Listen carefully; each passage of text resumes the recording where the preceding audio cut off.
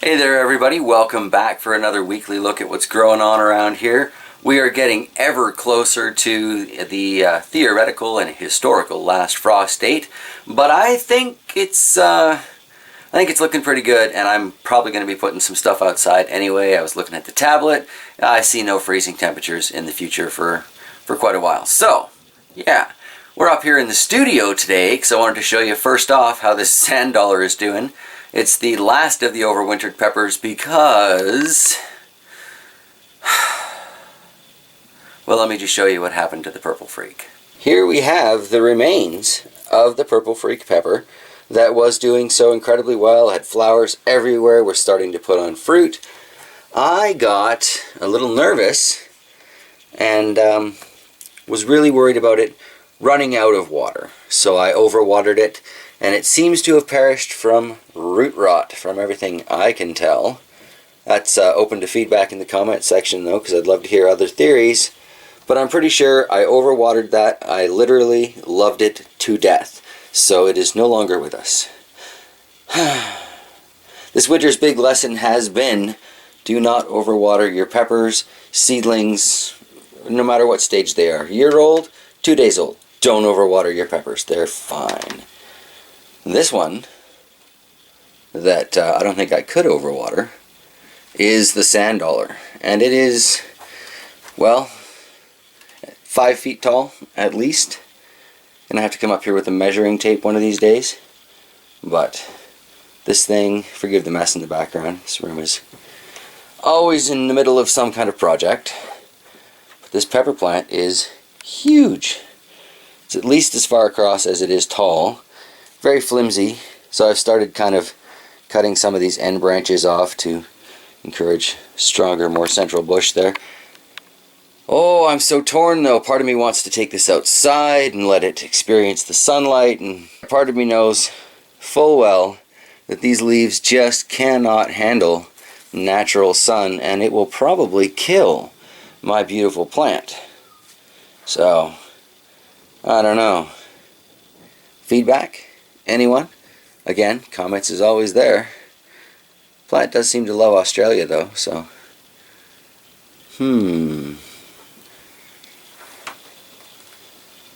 Seriously, what a spread. Anywho, down in the next level of the garden.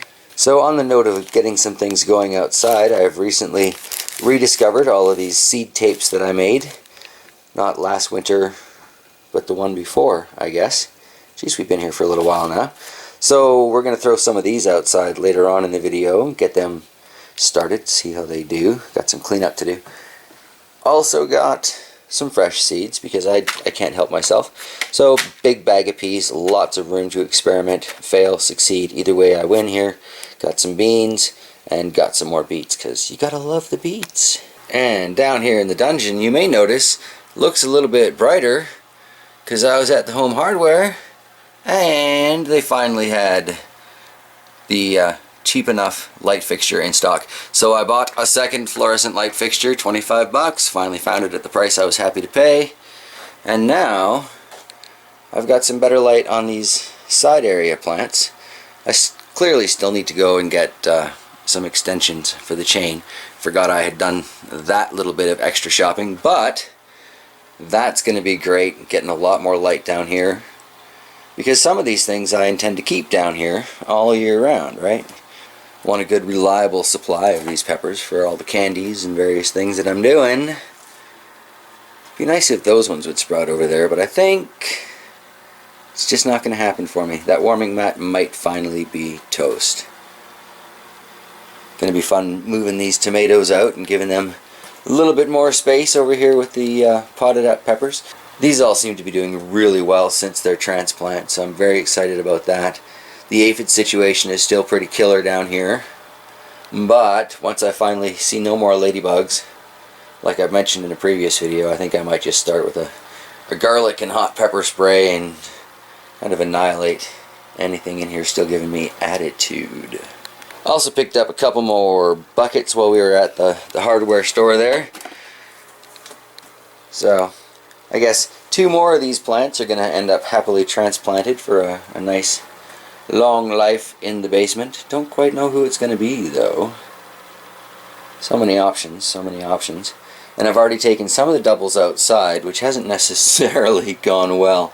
But I got a clip in here from a few days ago that we can check on, and we can go check on that today. I'll show you how the progress, so-called, is coming along. But right now, I gotta choose something to transplant into those pots. So, give me a second here. After much deliberation, our judges have finally come to a consensus, and the winners are... I'm going to put in the second Weary Weary pepper, because the one that's gone outside has been brutally punished, and therefore this one has kind of earned itself a pass. Plus, it's starting to attempt to produce under artificial light, so I'm content to let it do so. And the other winner is the Chocolate Moruga, because again it is attempting to produce under artificial lights, so I am just going to let it do so. And that gives me a nice selection of 6 different types of peppers down here so far that may or may not go outside, but if they do, at least they're in draining containers and they won't be flooded out by a surprise rainstorm. Alright, guess now I need 2 more stands and some soil. Right back to you. So while a lot of people get really creative with their soil, I'm just using a basic potting mix I bought at the co-op. Quick, easy, cheap. Now let's take a look at the roots on this Chocolate Moruga here. That's not bad, that's not bad. I'm going to have to be very careful pulling that out. I don't want to damage it too much. So I guess that'll be a 2-hand job. So I think what I'm going to do to try and preserve these roots is I'm going to take a pair of scissors and cut each and every one of those out. So I won't be able to reuse the cup this way, but I will have a nice sturdy root system to transplant. All things considered, I'd say that worked out pretty well. Yeah, can't reuse the cup, but you know, things happen, and this is a beautiful plant start. I'd rather have it than a used solo cup. Well, that went fairly well. Plant looks happier already. So, Weary Weary, you're next. So much like with the Chocolate Moruga, the Weary Weary has a very nice root system, so again I'm just going to have to cut it out.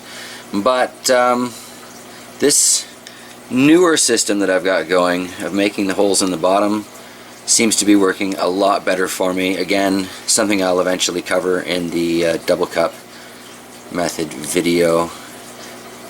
But anyway, yeah, I'm going to cut that off. We'll get it transplanted. Do the side by side. Yeah. Again, the bottom came off really easily for me. Beautiful root system was saved. Both of these plants are going to be much happier in those containers, I'm sure. So let's see here. We've got the Weary Weary in the bottom right, Chocolate Moruga, and what do we have here? This is the Bahuchalokia Yellow, and then back in the corner we have the Billy Goat, the Naga Black, and the 7-Pot Brain Strain Yellow. I think, to be perfectly honest with you, I'm a little bit afraid of all of these peppers, and yet I have chosen to save them.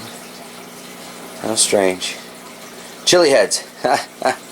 Well, what can you do? Alright, let's take a look at a few of these others that are maybe going to end up outside. I don't know, I've only got so much room down here. But I could make better use of it. And it is getting better lit. So who knows? They might all stay inside, and I'll plant some pepper seeds out there. Yeah, we'll see how that does. I don't know, not really. Anywho, we've got one of the Sugar Rush varieties here. I believe this is the peach. It is already trying to put on some flowers and fruit for me, so that's wonderful. All of these Sugar Rush varieties seem to be doing fairly well. I've noticed that both the cream ones, however, are doing that kind of, I'm going to grow to the side and then I'll grow up. So, if they do go outside, they'll get buried a little bit deeper, I think. Indian Jwala pepper here is doing alright. Got the shishito in the back. It's trying to, come here you, put on some fruit for me. But again, it's doing that grow to the side before it grows up thing. It's going to be very interesting. Very interesting to see what comes of all this. So pleased with how it's all doing though. Got a little batch of red ghost seedlings that I planted here. It says 20 went in. I only see 4 that came up, but hopefully they'll get a good start for the season. Kind of thinking about taking them outside into that cold frame. Cardboard cold frame. This is a silly idea, but it kind of seems to be working for 2 of the plants. Yeah, anyway, let's just do that. We will cut from here to the clip from midweek, and then we'll go check on it now. I think before we get to the cold frame, I'm going to take a second here, and we're going to switch a few things around. These are the LED lights that I got for like $30-some each on Amazon.ca. that my seedlings weren't doing terribly well under because it was too close to the fall spectrum was the #1 theory. So what I've done here is, instead of all the injured houseplants that used to be down here when the cat was less reliable and a little less trustworthy, we have now got a Bahut Jalokia yellow that has started to set some flowers on it, and we have taken the billy goat that was transplanted. We're going to see just how well these do compared to some of those other peppers with the fruit production under this different spectrum, and if it's worth perhaps investing in a few more of these, or better yet, a stronger one for the rest of the things I want to fruit. Now we'll go check out the cold frame. Here we've got the sage. This is clearly doing just fine. I'd say it's doing a little bit better out here than it was doing in the windowsill, but it's got a lot more room around it, and a little long-term protection here. It's not cold to the touch. I wouldn't say it's warm to the touch, but not cold to the touch, so it's clearly picking up a little bit of heat. Beside it here we've got the weary pepper, which is looking a little tired and weary. The actual sun under the glass was clearly too much for some of this plant, and I should pull those off, I suppose, or let them fall. But other parts of it seem to be surviving, and just for, I don't know, safety's sake, precautionary measures, getting a jump start, I decided to take the very top off of this to try and encourage some new growth, because as I understand it from watching like Kang and a few others, what comes in as new growth will be sturdy enough for the sun just because it grew in it. So hopefully this will live and it has a nice jump start. Next to it here we've got the Reaper that came out, and kind of the same deal but a little more extremely towards the negative. I did top this one as well, and there is still a leaf that is living, but I don't know if that's going to be enough to carry us through here. I suspect it's probably not. Such is life, especially in my garden. Beside it we have the survivor of the orange habanero starts. It is looking kind of rough, but at the same time that little tiny one could be new growth in there. I'm going to hope it is, because the other 3 that came out are decidedly dead, right? Because these containers have open bottoms, I was really worried about the moisture wicking out into this really dry material, so I left those 3 in here with some water in the bottom. And I didn't think about the fact that in here is a black plastic container, created kind of an oven, and they were dead within hours. First time I came to check on it, it was too late. But this one thankfully was sitting off to the side as kind of an experiment, so you're what I've got. Grow, little buddy, grow. Alright, so yeah, back to the usual update, and it'll be a few days later. Excellent news. Little snakes have begun to wake up. Fantastic. Hanging out in the brush pile here, which is part of my inspiration for building little snake habitats for them. With some of this mess here, so my buddy came by the other day and we've started taking down some of these trees. Sorry about the wind. Seems to always get windy once I bring the camera out. But we've got 3 of them down. Going to start working our way forward there. Have a lot more light on both sides of the yard. Should be excellent for future gardens. But we came out here to check on the progress of the cardboard box cold frame. As we can clearly see, all of the orange habaneros are very dead. The Reaper is definitely dead. The weary weary looks rough from a distance, but we'll take a close-up look at that in a second. And that sage, although hidden in the shade at the moment, is doing just fine. But it was in the front windowsill for a while, so I think it kind of got a little more used to the natural light through that. Now, taking a closer look at the weary weary, I did top this, hoping that new growth would come in. And looking at the stem, we are getting new leaves. In theory, these should be strong enough to deal with the natural sunlight. So even though it looks like this plant is toast, I'm still hopeful. That sage, on the other hand, might actually get planted outside today, in a proper garden. We'll see. Got a few different ideas on the go for today, but one thing I'm thinking is perhaps planting those bits of seed tape as the wind picks back up in this first bed here. I believe it was the last one we dug out last year, but this year it gets to be first. I'm going to clean all this up. I think all this mulch is basically going to get mixed into the back bed, try and lift it up a little bit over the course of the season, and we'll kind of take it from there. Obviously lots of peppers going out, but should be nice variety in this row here at least. We'll see what gets done. So after a quick raking to pull back last year's mulch, ultimately it looks like it did a really good job of suppressing the weeds. Even with the winter and the spring that they've had to get started, there's really not a lot for me to pull out of there. Fantastic. Super huge fan of this mulching with the fresh cuttings. Seemed to work great. Alright, well, I'm pleased to say cleanup of that bed took like a whopping 20 minutes and nothing greater than a hand claw to get it done. Fantastic. Also discovered plenty of active worms in there. Should be a good season. So I've got quite a few different things here that I tried making homemade seed tape for. I guess I'll just start at the top and work my way over as I go. Alright, what's first here? Seems to be the Garrett's Burpee Kaleidoscope Blend. Alright, so it seems like I have 4 strips of tape for these carrots. All I'm doing here really is just kind of burying them up to make mounded rows. This worked better with 2 hands for the first one, but for demonstration purposes. And then I'm going to water this when I'm done at the end of the day, and hopefully I'll still be able to see the rows for what they are and actually get some decent carrot production this year. Do the rest of this and we'll see what's next. Alright, apparently next I've got 4 rows of turnips to plant here, so I'm going to need to clear up another garden before this is done. Kind of changing things up a little bit. Because those little rows are so short, I planted the 4th one along the bottom. That's going to look ridiculous when things start to sprout, assuming things sprout. And the wind kicks up, carrying on. Ah, the pak choi. I should have planted this a while ago apparently, but again, 4 rows, so probably 3 and 1. There we go. Next up, it looks like we've got leeks. Just past the halfway point in this first garden.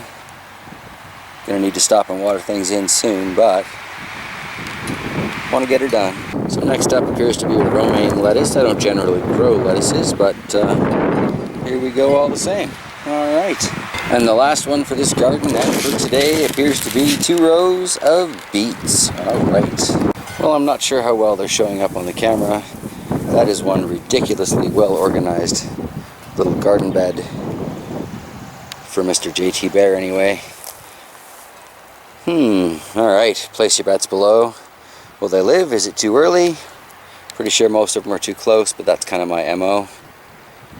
Just got one little sled to dump over here in this bed, and that's done for the day. Alright everybody, and I'm going to wrap it up there. Thank you so much if you stuck around to this point. Really appreciate you spending the time with me as I'm getting ready for Sundays in the gardens, and I do apologize for that wind. What do you do though? Nature. That's life. Alright, I'll see you guys next week. Have a great one, and yeah, take care of yourselves and each other. Alright, bye.